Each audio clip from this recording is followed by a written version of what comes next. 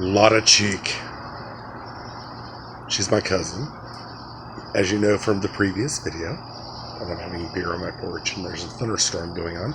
But what I was going to tell you is I found out that she was married to Tyrell Davis, who was also called Harry Davis, an actor who was Cambridge educated and worked in film and plays in England and became popular in America.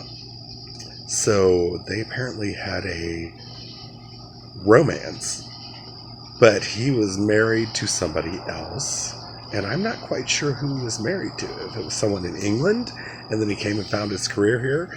But Lota Cheek, who is Lota B. Cheek, who is like my cousin, first cousin, maybe 5 times removed, possibly 6,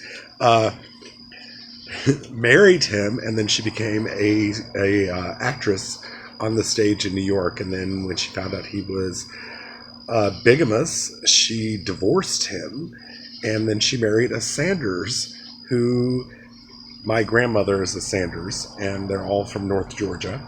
And in fact, she's probably my multiple cousin. But long story short, the scandal. She married a guy who was already married, who everybody knew was famous and everything, but didn't know was married. And then he found this beautiful Georgia girl, and he's from Britain. And they have this romance, and they get married. And then all of a sudden she finds out you've got a whole nother life under there. And you're famous. And she was relatively famous. She actually went on, I think, to do 4 plays over the next couple of years. And then the last time you see her is in a Colgate ad.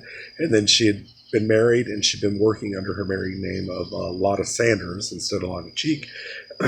But long story short, I have gotten in contact with one of my cousins who's descended from her half-brother, and I'm waiting to see what happens.